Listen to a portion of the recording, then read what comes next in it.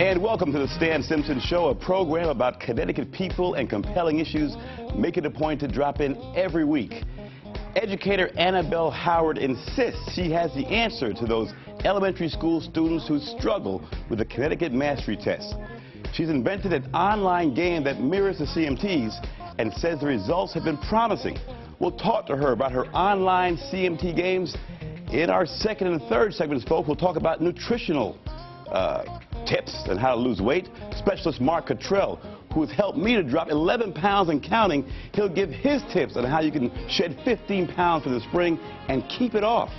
But first, to talk with a woman who's helping students shed their fear of the CMTs, Annabelle Howard. Nice to meet you. Thank you for inviting me. Former teacher, you've taught in France, we hear the accent, England. Yes. Right, New York City. Yes. So in those different venues, how's the teaching different there than in Connecticut? Any changes, anything you notice where you say, gee, they do that differently over there? Well, Connecticut has the Connecticut Mastery Test, which is very, very specific to Connecticut and breaks things down for math and reading in a particular way. In our games, we try to bring in literacy about Connecticut. So my whole approach is, you know, from the ground up for Connecticut, about Connecticut. Now, many kids struggle with these tests. Some are nervous, some aren't prepared. Yes. What compelled you to actually create a game that dealt with the tests? Well, the first thing is I have test anxiety myself. You do? I How so? absolutely hate taking. Really? I've always been bad at taking tests, and I've always felt that they didn't really show what I knew because I would get so nervous at the last minute and perhaps even go blank. How prevalent is that with students, you think? I don't know, but I think anxiety and stress is a real negative, and I think it does exist. So I think we should really help the kids relax and try to... We've created this system, which I call a motivational learning system. We motivate kids, we let them choose whatever they want to work on so that they begin by working on something that they're comfortable with, an island of strength. They feel good, they relax, they begin to see the system is on their side. It's to build them up. And then we have live scoreboards, just like their Nintendo games or their Xbox games. And the live scoreboards motivate them again to stick with it and to forget about being nervous, but bring on the game mentality. So it sounds to me that you're allowing them to practice the whole routine of the test, right? To get comfortable with it, to get confident with it, so when they do take it for real, not as nervous. It's not a big deal, yes. It's not that we don't put practice tests up. These little games that might last 1 or 2 minutes teach. They're not tests as such. It's not like the Connecticut Mastery Test until you get to a certain level. But we make sure we don't try, there's no gotcha in there. It's all teaching, making sure you're comfortable with it, you know it, and then we're going to remove the structures that help you be comfortable and see if you can stand on your own. If not, go back. There's, you know, it's unlike a test. You can go back as many times as you like. So you building confidence. And you can drop down a grade level or go up a grade level. All games at all levels are available to every child. So you can challenge yourself or go back and build your confidence. And you're in charge. You know, the biggest comment out there with the test is that teachers shouldn't teach the test. You're a teacher, you're an educator. What about those who see or hear about your game and say, well, gee, is she in fact teaching the test? Is she adding to the problem? How do you respond to that? Well, I certainly would not want to add to the problem. I don't feel that I am. What we've seen is we've done no advertising. We've got about 8% of the state using it now in our age group, which is grade 2 through 8, and it's only spread through word of mouth. So, and we often see teachers using it in a school and then buying it for their own kids. Why don't you have more penetration? 8% is a little low. What's holding back districts from engaging or teachers? Just the budget, really, the budget. So now that we're a non-profit, and People's United Community Foundation has given us a grant so that now we're able to make this free to every child in Connecticut this summer. We call it the Summer Learning League, and you can just go to our site and sign up your whole district, your school, your one child, you know, for free. And Connecticut businesses are donating prizes for the kids. We like to reward kids for hard work.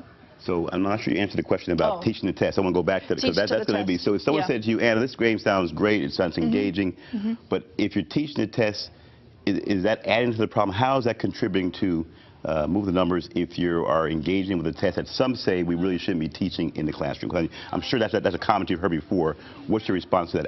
Is it okay to teach a test, or are you saying how are you able to navigate that question? If you have a really good test, like the Connecticut Mastery Test, I think, is spotlighting things that kids need to know. We need to be reading, literate. Math, right. Yeah, we need the basics. I don't think anyone would disagree with that. So it's just, how do you get that across to the kids, and how do you know whether they've mastered it or not? You don't want to get to the end of the year and then find out the test then is more like a punishment.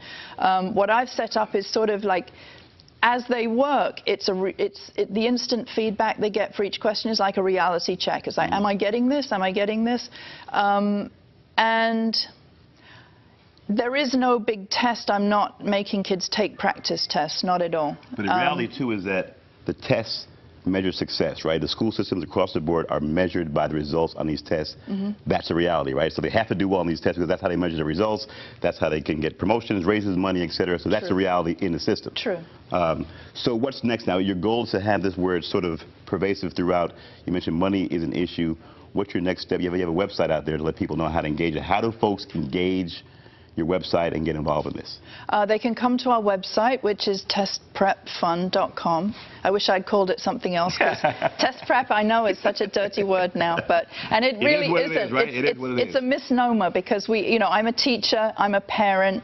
I struggled with tests myself. I used to hate tests. But but the reality is the tests are, if you're teaching the test, and it is what it is, right? I mean, it can be an opportunity to show what you know. And I've even had parents of kids who are, the classic A student.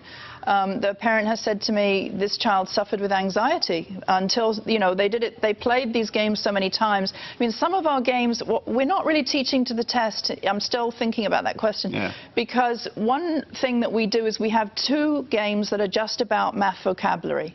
There isn't a test on math vocabulary on the CMT. You have math vocabulary. Give us 2 other nuggets you teach: math, English, reading, and science vocabulary. And now success. You mentioned on the website that those who engage the game, quote unquote, vigorously have shown results. How are you really measuring success for the kids who get involved there? How are you able to say that, yes, this thing is really working? Yes, well, I'm very skeptical of tests that sort of studies that are done, especially if they're done by the company themselves. Right. So I haven't engaged in that. Conflict of interest, right? Yeah. So what we did was we were patiently waiting to measure CMT score to CMT score of the same child, so that we'd look at the vertical scale scores. And what are you seeing? Give us in about 30 seconds. What is it?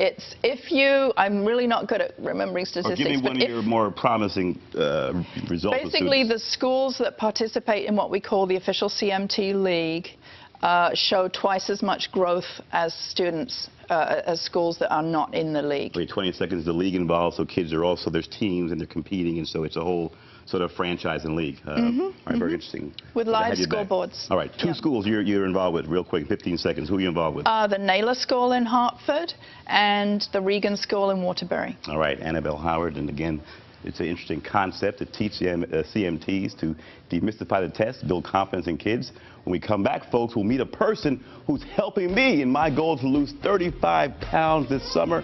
He's going to help you. If you stick around, you are watching the Stan Simpson Show. Catch us online 24/7, ctnow.com/Stan. Like us on Facebook. Follow us on Twitter. Don't go away.